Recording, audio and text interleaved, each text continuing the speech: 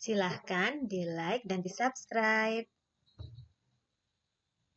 Bismillahirrahmanirrahim. Kita akan belajar pelajaran geografi, materi, ruang lingkup geografi, objek geografi, dan konsep geografi. Ruang lingkup geografi disebut juga aspek geografi. Digolongkan menjadi dua, yaitu geografi fisik dan geografi non-fisik. Geografi fisik mempelajari tentang aspek fisik. Contohnya ada tumbuhan, air, tanah, batu, iklim, dan cuaca.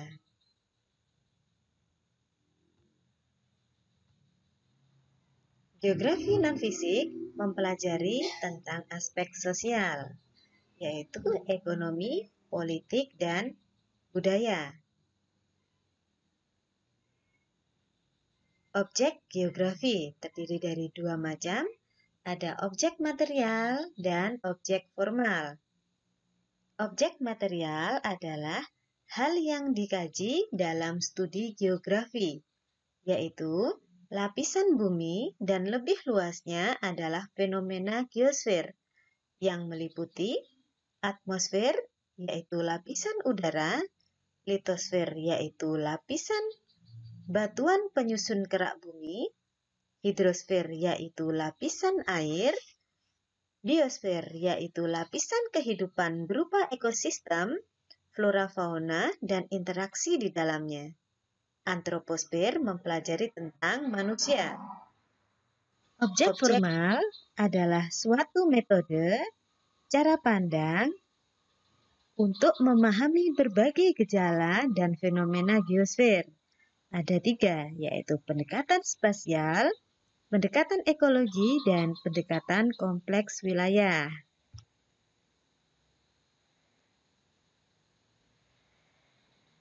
Selanjutnya adalah konsep geografi. Ada 10.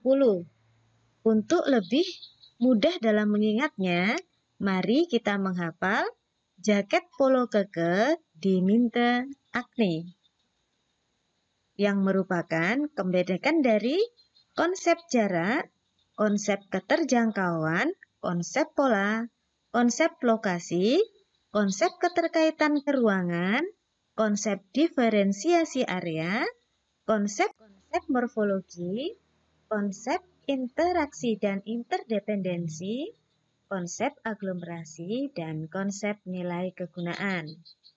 Mari kita simak penjelasan lebih detailnya. Konsep jarak ada dua, yaitu jarak absolut dan jarak relatif.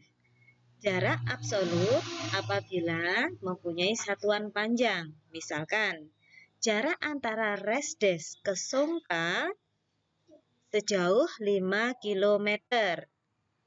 Sedangkan jarak relatif apabila mempunyai satuan waktu, misalkan jarak antara Resdes dan Songka sejauh 1 jam perjalanan. Selanjutnya, konsep keterjangkauan adalah kemudahan untuk menjangkau suatu lokasi. Misalnya, sebuah desa yang dikelilingi oleh rawa-rawa akan sulit dijangkau dibandingkan dengan desa yang berada di pinggir jalan raya.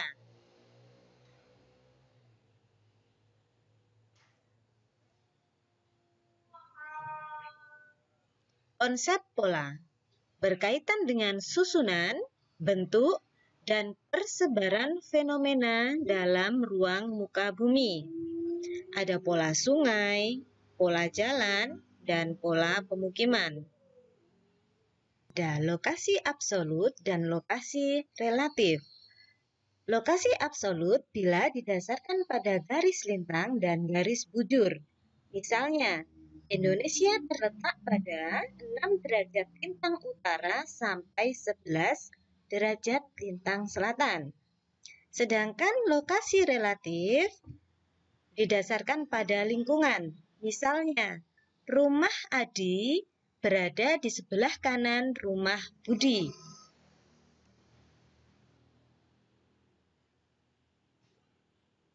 Konsep keterkaitan ruangan. Pada konsep ini menjelaskan bahwa satu fenomena dan fenomena yang lain saling berkaitan dan saling mempengaruhi. Misalnya, beruang kutub berbulu tebal karena menyesuaikan dengan lingkungan tempat hidupnya. Konsep diferensiasi area merupakan perbedaan wilayah satu dengan yang lain, baik secara fisik maupun sosial. Misalnya, daerah yang bertopografi karst akan sulit mendapatkan air dibanding area di dataran rendah. Konsep morfologi mempelajari tentang proses, bentuk, dan perkembangan bentuk muka bumi. Misalnya ada pegunungan, perbukitan, lembah, dataran rendah, dan lain-lain. Konsep interaksi dan interdependensi, yaitu adanya hubungan saling mempengaruhi antara satu gejala dengan gejala yang lain. Konsep interaksi ini bisa terjadi jika terjadi perbedaan wilayah dengan segala potensi di dalamnya, sehingga satu wilayah tergantung pada wilayah yang lain. Contoh pada konsep ini adalah terjadinya urbanisasi. Urbanisasi terjadi karena mereka ingin mencukupi kebutuhannya di kota karena di desa dianggap tidak memenuhi kebutuhannya.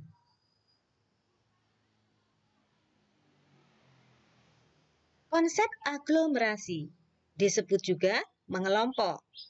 Misalnya, pemukiman penduduk di daerah gurun pasir akan mengelompok atau banyak terdapat di dekat oase atau sumber mata air.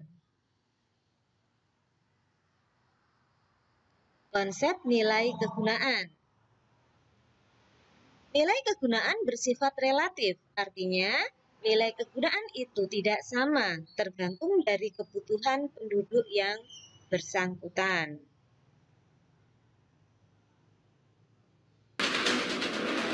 Terima kasih.